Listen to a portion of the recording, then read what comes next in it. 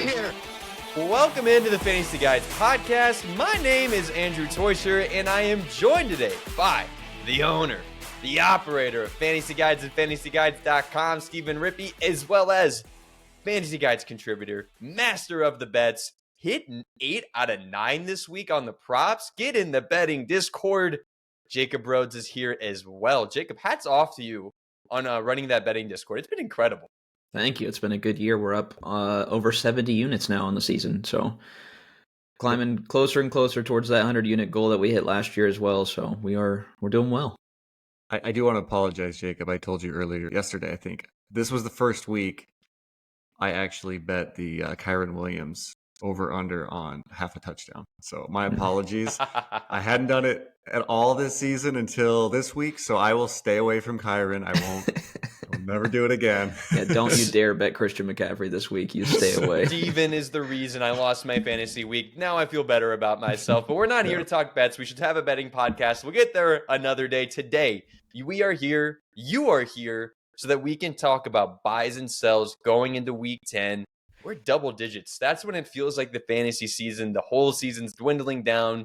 We got 5 more weeks to be played until we get to the fantasy playoffs, and we're going to get you there with these buys and sells. And I specifically put my buys and sells together to get you through the fantasy playoffs and winning, because that's what we're here to do, bring you a championship. So let's kick it right off. Jacob, who are you buying this week? Buying someone that you can get probably the lowest you'll ever be able to get them this year, but we are exactly halfway through the season now, and this is the wide receiver 11 on the year, and he's a rookie, and he just came off a bad week where he was playing through a chest injury, and it's Brian Thomas Jr. And the playoff schedule is terrible. There's no really getting around that. It's the worst. He has the worst playoff schedule, but his next few opponents are Minnesota, Detroit, bye week, Houston. Doesn't get any better than that. So he's going to have a really good stretch here to help get you into the playoffs, and I think he is plenty talented enough to overcome bad matchups. He's done it already this year. I'm not scared of a guy like him that can have a good fantasy week off one play, one singular play. He can have a good week. He can do that in bad matchups. He's 8th in the league in receiving yards, 5th in touchdowns. I am just trusting the talent and poor matchups down the stretch. And these great matchups the next few weeks are going to get you to the playoffs, and that's what you need. You just need to make it to the playoffs and then let crazy stuff happen. So he's someone I would buy now coming off of a poor matchup. It's the worst game he's had all year. So, yeah, I like him. I'll buy him. Bad Jags team, good player. Yeah, when you first put that one on there, I immediately looked at his schedule and I went, why does he have him as a buy? Because I looked at the rest of the season schedule wasn't great, and the playoffs especially was horrific. But to your point, over the next 4 weeks, he does have a bye week in there, but he plays basically bottom 5 teams at allowing points to wide receivers over the next 5 weeks. So I do think he could be matchup proof at this point. Yeah. It might lower his ceiling in the playoffs, but we're also fine. I recommended Kareem Hunt, 4 weeks ago now, to buy him, even though we knew Pacheco was coming back. And if you had him over the last month, you've probably been pretty happy. I think if you have Brian Thomas over the next month, you'll be very happy. You could always look to move him right before the playoffs, if you want to. So I like those bad matchups too. They're the Jets, who are getting worse. They're the Titans, who are not a good team, and they're the Raiders, who are also a bad team. They're just those teams aren't giving up a lot of points to wide receivers, but they're not necessarily good teams, and they're teams that he can have good games against, even if they are bad matchups. Yeah, a few of those feel misleading, and they might not look as daunting once we get to the playoffs. Yeah. If you look back at it, he hasn't had a great game in a couple of weeks, but looking at the details, week 8, played half that game. He had 4 targets, 3 catches, 60 yards, and a touchdown in a half of football against a really good Green Bay secondary. Then he had the bad week against Philly, who, don't get it wrong, it's not last year's Philly. It's not the Matt Patricia Philadelphia Eagles defense. This is a legit Eagles defense. I dropped them in a dynasty league that runs defenses, and I was very sad. I thought they'd be bad forever. That's a good Eagles defense now. And he had a bad week against them. It happens. And now going forward, you're telling me he's going to get in shootouts with the Vikings, Detroit, Houston? That team's terrible. They're going to have to throw. I am all for it. Brian Thomas, he's an animal. Absolute animal out there. Seems proper on the Jaguars. Steven, we talk about questioning buys. This one put up red flags everywhere, but I think it can be explained away. Win yourself back before everyone turns off the video. Why are you buying Rachaad White? I actually tweaked it a little bit. I think you could buy him or Bucky Irving in this one. Yes, they are going to be splitting the workload, but White has been getting about 60% of the snaps. So I think he's still the guy I prefer a little bit in this one. He's actually not been so bad over the last couple of weeks. We've always complained about his inefficiency, but he's actually, I'm trying to get it pulled up right now.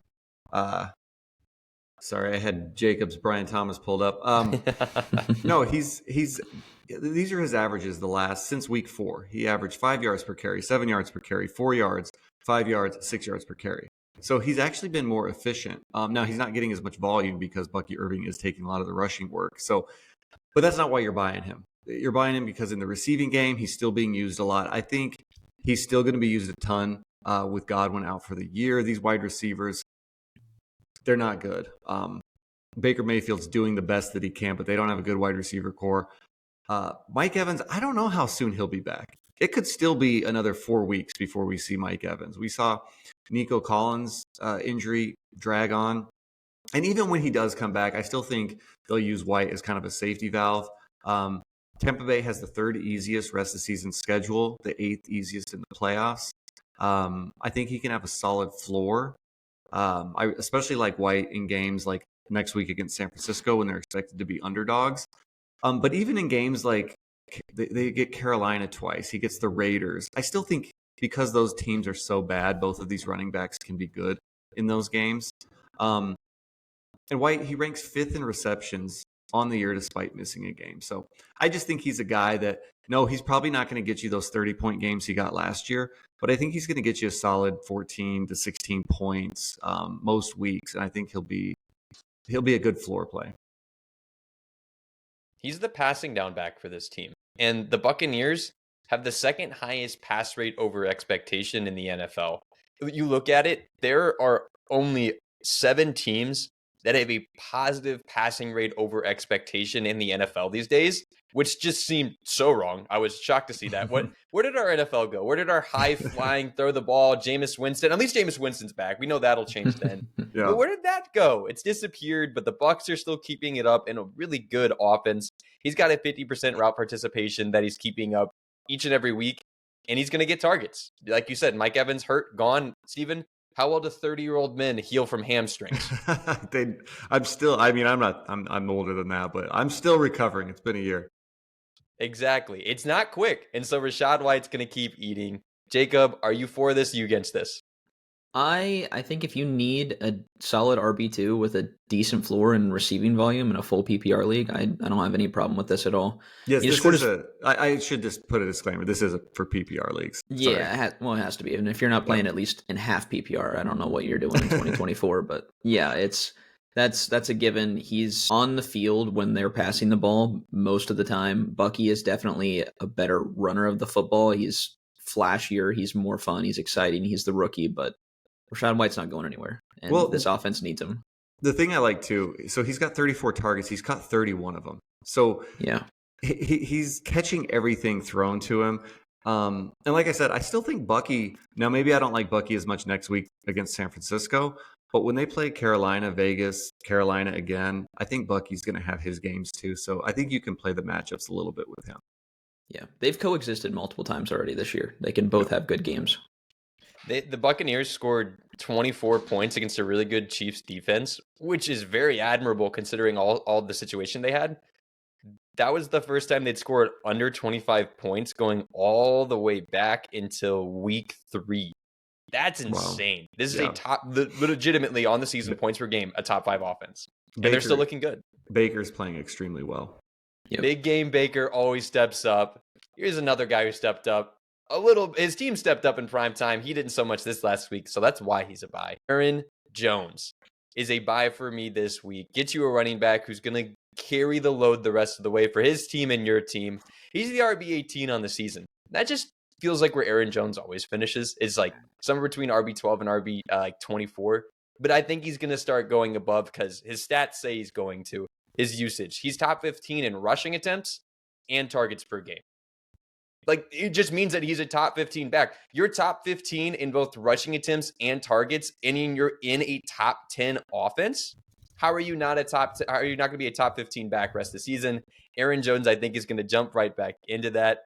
Since the bye, he's had 72%, 92%, and 75% of snaps. This isn't the Aaron Jones from Green Bay. This is a workhorse, get every single bit of that offense kind of guy, including in the red zone. The Vikings are, the 8th highest scoring offense in the league. They're scoring all the time, always in the red zone. Well, he gets 80% of their inside the 5 rushing attempts. That's a lot. So when they get there, let's say he's having a bad game, like he was against the Colts. If he finds the end zone, all of a sudden that's a good game. He's going to get volume, whether it's they're leading, whether they're trailing. He's a good running back. Their offensive line got beat up. I will say that. But his rest of season schedule is nothing to write home about, but it's certainly not bad. It's very middle of the road. So he's getting the volume. He's in a good offense. It's going to mean fantasy points. Watch him regress back to the positive and just be happy that you got him.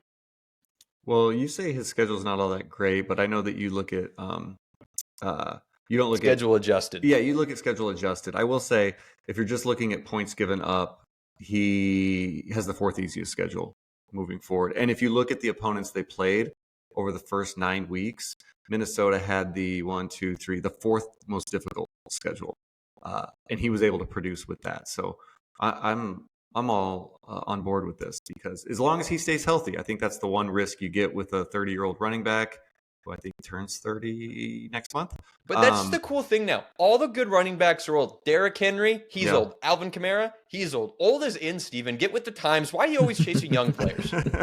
I think that might be you. But no, I like this one. I think I hadn't looked at him when I was looking at this, but now I'm glad I have. So that's great. Yeah.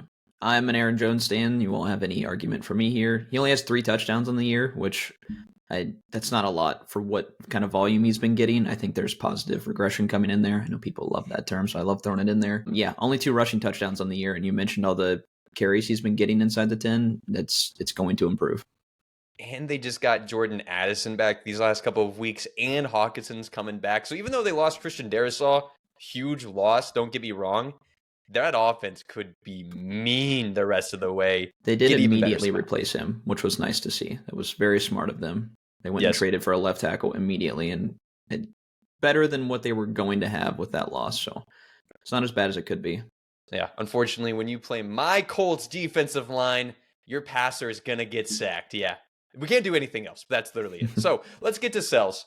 There's some guys we got to get off of our team. Some dudes who were maybe overperforming a little bit, and I don't think there's a stat line that overperformed more than what Jacobs got here with Ramondre Stevenson. Oh, Rhamondre. Running back 21 on the year. He actually has a top 10 schedule rest of season and top 10 in the playoffs. So the schedule's great, right? Wrong. This guy has not correlated his good fantasy performances with matchups whatsoever. He has 5 top 10 finishes on the year and 3 finishes outside the top 40 in 8 games played. So it is very boom or bust. And those boom games are only because of touchdowns. That is the only reason why he's had any good games, is if he's scored. It's the direct correlation. There's no floor with this guy. It is gross if he doesn't find the end zone. And in every game that Drake May has played fully, he's led the team in rush yards. Not Rhamondre, Drake May, the quarterback. And even in the one game that he left early, he had 2 less rush yards than Ramondre Stevenson. So it's not good for Rhamondre. He's not a very good runner of the football. This isn't a good offensive line. This isn't a good team. I don't care that the matchups are good. I think it is a bad player on a bad team, and you're counting on touchdowns from a guy that's in a bad offense. And I can't buy into that. And I think he's at his absolute ceiling when he scored 4 touchdowns in the past 2 weeks. So I would look to sell now. I have mixed feelings on this one, Andrew. You look at his game logs, and you look on one column and you see he just scored 23 points in back-to-back weeks. But then to Jacob's point, you see he has 16 rushing yards and 48, and he hasn't averaged more than 2.4 yards per carry on either of those. And then you see he's got 3 touchdowns. Well, that's good. And then you see he's got 8 receptions over the last 2 weeks. That's good. I think my thing is, if he can maintain a 75% or higher snap share, which is what he's been getting the last couple of weeks, then I think he's probably safe. He does have that easier schedule. What did you say it was? He's got looks like he's got a top 10 remaining schedule. So I guess I'm going to say I don't think he's a must sell. I don't even know if I'd be looking to sell him, to be honest, Jacob. I think for me, if you've got him, I'm probably fine with him. I think he's probably good as like a RB2, maybe a flex play. But I get that. The efficiency doesn't look great, but I just think the schedule mixed with his being on the field for most of the snaps will probably make him fine. It's just he's not going to do what he did these last 2 weeks. I think there's a middle ground to be found, but he's not going to score 22 and 20 points like he has these last 2 weeks. If they're going to score a touchdown, like odds are it will be him or Drake May running it in. But he scored 4 touchdowns the last 2 weeks. This is a terrible offense. I love Drake May. Oh, my goodness. Bye, Drake May. He's been on my waiver post every single week. He's been the starter. Yes, I love the offense with him. But Andre, dude, he's at 18 rushing yards in week 7 and 16 in week 9. And those were weeks where the Patriots as a whole looked good. Like, that's their winning formula. Their competitive formula is that Rhamondre Stevenson does nothing and that Drake May does it all. Sure, they'd like for Rhamondre to rush for more yards, but they can't. That is their game plan. It's to run, but they can't do it. They're too bad. And I think Rhamondre is good, but that offensive line is woeful. So sell him high. You don't have to. It's not a must sell. Sell him high. He's a peak value for sure. Where would the Patriots rank in like? You're just depressed if that's your team now. Like, I know you had a nice run there. I feel pretty good watching Drake May.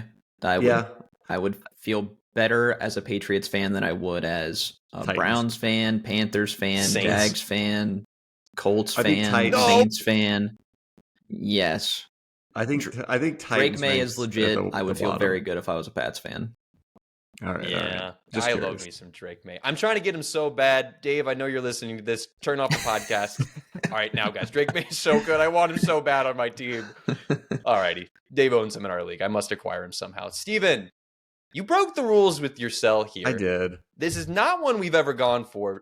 Explain yourself and apologize to the listeners. Well, I know not everybody has kickers and defenses in their league, but I do a lot with recommending kickers and defenses every week, and I get questions on that a lot. So I just thought, when I was doing my research, this team stood out to me as a team I would definitely be selling high in a league that I have defenses, especially to get a good player in return. So that's the Steelers defense. They are currently the number 2 defense in points per game.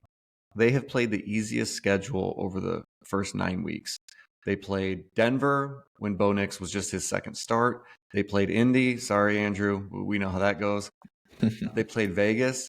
They played the Jets, and the Jets had, up until last week, been struggling quite a bit on offense. And then they played the Giants, who are always struggling. Moving forward, they have the second most difficult schedule ahead, and they have the most difficult in the playoffs. They play Washington, Philly, and Cincinnati on the road. They play Baltimore twice, and they play Kansas City. And in the fantasy, and then in the fantasy playoffs, they play at Philadelphia, at Baltimore, and then they have Kansas City for the championship game. So you have no business putting them in your starting lineup for most of those games, and especially in the playoffs. You should not be starting them in the playoffs. I would be panic selling them at this point to try to upgrade a different position. This should be mentioned. You probably aren't going to get anything for the Steelers defense. Let's be honest. No one. I don't see defense. This is an add-on. This is just an add-on. Or don't pick them back up. Do not. You might find a week where you can play them. It is to be known. You see Steelers defense. I think Steel Curtain. I think great things. I think Mike Tomlin. I get excited. Mm-hmm. I saw someone drop them earlier in the season. I picked them up and I started them every single week up until that bye week. And I was planning to pick them right back up. Don't do it. You just can't. It's not worth your time. Yeah, I will say, don't roster them. If you can't get a trade done, just drop them and stream. You'll do better streaming than playing them over the next 9 weeks.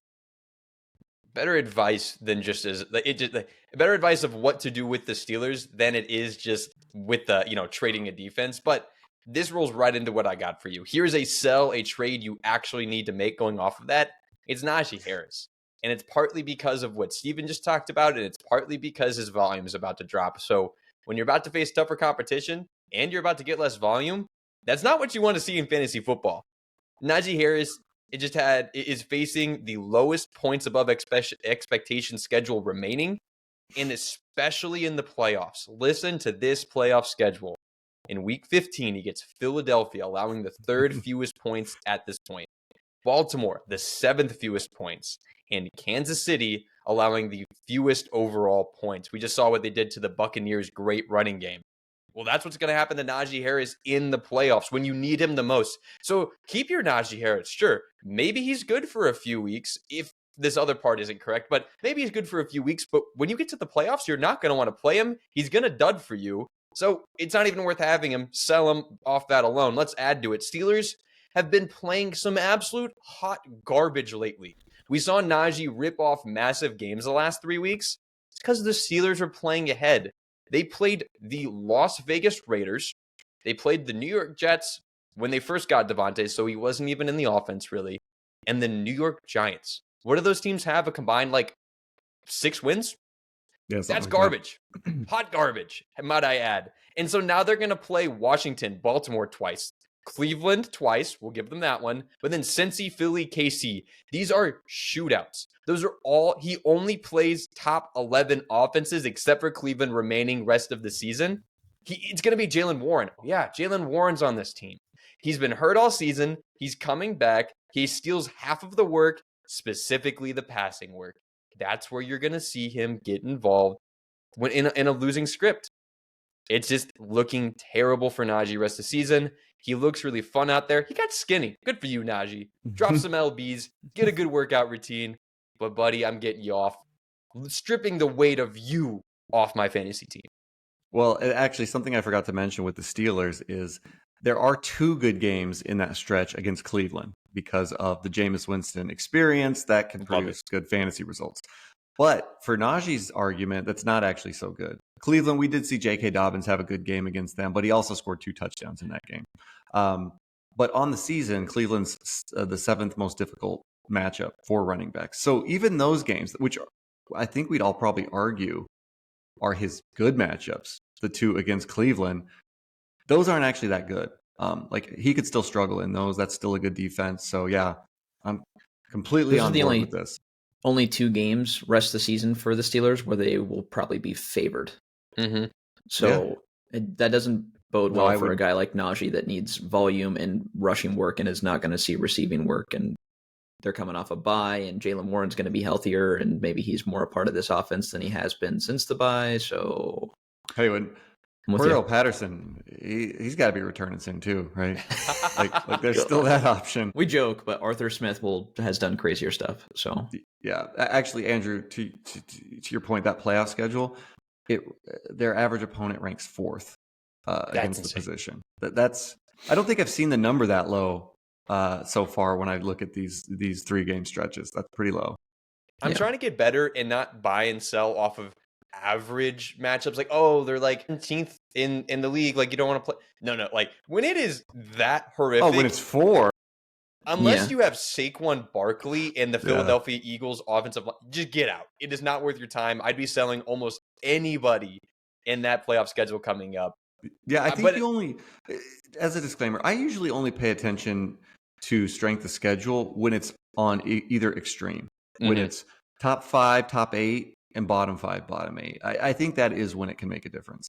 Yeah, and you know what? Go check out our post at Fantasy Guides on Instagram, X, TikTok, everywhere. Steven keeps putting out those strength of schedules. Go check it out. I will add, we've had George Pickens as a buy. Yes, we still have George Pickens as a buy because they're going to have to get in shootouts and pass along. That is a good player to bring up. They did just trade for Mike Williams while we were recording. So I saw that. Thank you. It is trade deadline day, and a good point on buy sells there is see if people are overreacting to news picking up an old Mike Williams to a team that might compete with George Pickens for targets. No, he's competing with the other guys on that team for targets, not George Pickens. So even another good opportunity to try and buy Mr. before your trade deadline in your league, which could be this week actually for some teams, or could be next week. So keep an eye on that too. We don't have a lot of windows open for buying players. Jacob, you just typed on our show sheet, I got a bonus buy. I got something you got to share with everybody. Please take the floor. Bonus buy for sticking around. That was the bonus buy. It's trade deadline day. It is trade deadline day. We have like 2 hours left until NFL trade deadline hits. That's the only thing important going on in America today. Nothing else Tuesdays matters. are so boring. Yep, that's it. So yeah, keep an eye on those. There's going to be a few more players traded. Hopefully some receivers. Hopefully Adam Thielen goes somewhere. Not biased, but yeah, just keep an eye on those. They will swing player values, even if it's a little bit. There's some windows that might open for you. Absolutely. Go out there and on this fine American Tuesday, trade for some NFL players and have some fun with your day, because nothing else matters on this Tuesday in November. The first Tuesday is very specifically. Gentlemen, we've made it through it. Thank you for tuning in for the Fantasy Guides podcast. Hit that like button, hit that subscribe button, rate, review wherever you are, share it, help us get out there. Thank you guys for tuning in. I am all over people's trade requests, trade questions, whatever you got for me. Drop them in the comments or DM me at Toysher_FG on Instagram, and I'll get right back to you. Don't you worry. I have no life. Get a weekly season guide from fantasyguides.com for less than the price of a large pizza. Papa John's tonight? No, honey. I want a fantasy guide. Go to fantasyguides.com. Pick up all the stats you could possibly need. Follow our page on Instagram, X, TikTok, everywhere at Fantasy Guides. I'm Andrew Toysher. That's Stephen Rippey. That's Jacob Rhodes. Say goodbye to the friends at home. Peace. Good luck this week, guys.